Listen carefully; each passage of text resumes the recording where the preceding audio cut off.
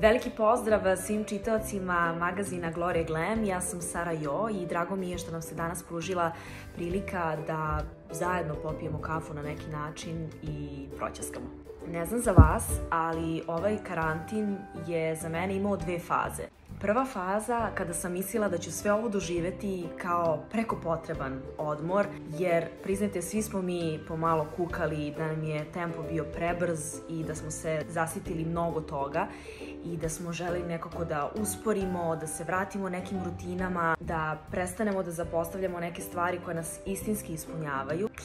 I eto, to nam se desilo doduše na malo grublji način. Tako da sam prvih nekoliko dana gledala Netflix. Sve moguće filmove i dokumentarce koje sam ostavljala po strani. I nisam izlazila iz kreveta. Bukvalno sve što sam radila jeste da sam spavala, jela i gledala Netflix. Naravno da me to nije dugo držalo i da sam već posle nekoliko dana krenula da overthinkujem šta će biti, šta će se desiti sa našim poslovima, kako će sve ovo uticati na nas, kada ćemo moći da se grlimo, kada će se sve vratiti u normalu i da li će se vratiti u normalu. U trenutku kada sam shvatila da sam otišla predaleko sa razmišljanjima, odlučila sam da ostavim po strani sve to i da se na neki način vratim svojoj rutini i tad je krenula faza broj 2, kada sam pokušavala da ispunim svoj dan i da nekako ne dozvolim celoj ovoj situaciji da zapostavim neke svoje navike i prosto da izvučem iz svega ovoga i nešto pozitivno. Dan mi obično započinje između 7 i 8, s obzirom na to da imam jednog divnog, hiperaktivnog ljubimca koji me sada Prva stvar koju moram da uradim kada ustanem jeste da izvedem u šetnju. Obično provedemo pola sata do sat zajedno. Ma kakav je to krasioretić? Ma kakva je to ljubav, jeli? Trudim se da je rastrčim i da je umorim što više kako bi bila srećna kada se vrati u naš topli dom. Kreće moja standardna jutarnja rutina koja započinje sa beauty negom.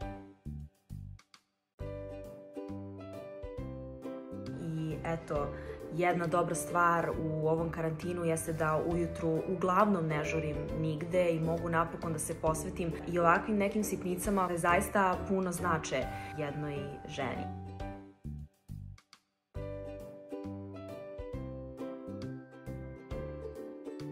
Uživam u svakom proizvodu, u svakoj sekundi. Zatim, u zavisnosti od obaveza, ako imam neki sastanak na Skype-u ili neko snimanje putem Skype-a, na brzaka se našminkam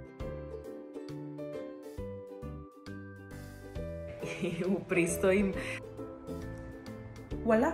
Za tu priliku, a onda naravno da ne može da se zaobiđe jedna bitna stavka, a to je kafa sa prijateljima, koja se, nažalost, sad organizuje takođe putem Skype-a ili FaceTime-a, ali prosto moramo da budemo disciplinovani i odgovorni. Ubrzo, nakon proglašenja vanrednog stanja, prijatelji su krenuli da mi šalju raznorazne mimove i fore u vezi sa planerima, kako su to najgluplje uložene pare ove godine, jer znaju koliko sam opsednuta organizacijom, planerima i koliko mi je bitno da imam određen plan za mesec, za nedelju i tako dalje. I moram priznati da sam se na početku zaista i uplašila da neću moći da ga koristim i da neće imati poentu. Međutim, nisam se predala i pokušala sam čak i u karantinu da održim ovaj planer i da svake nedelje uradim nešto za sebe, za svoj posao, kako bih izbegla taj osjećaj da sam protraćila vreme.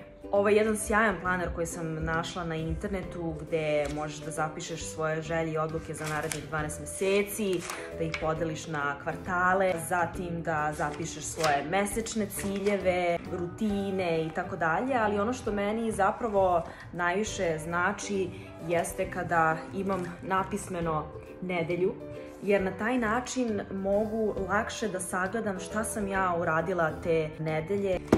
Znam da malo zvuči psiho, ali sam vremenom naučila da cenim svoje vreme kao i tuđe i da shvatim koliko je bitno imati prioritete.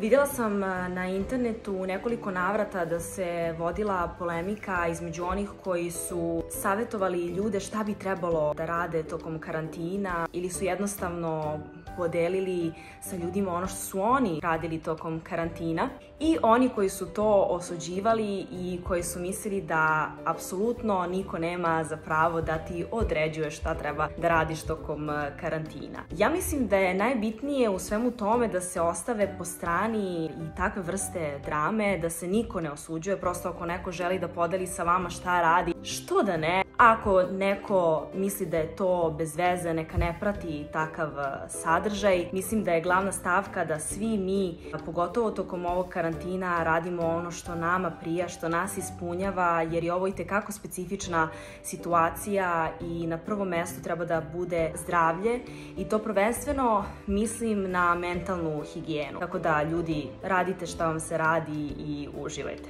Ono što mi je dosta pomoglo tokom karantina jeste izlazak singla Kaži mi, koji je bio u planu još u martu, ali iz više razloga smo odlučili da sačekamo i da ga ipak objavimo u aprilu. Nedelje su mi, zahvaljujući promociji, proletele za tren oka. I da, nije toliko loše biti toliko dugo kod kuće, jer je ovaj karantin od mene napravio i domaćicu.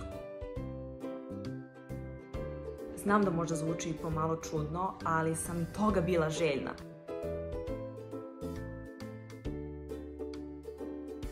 Da natenane očistim svoju kuću.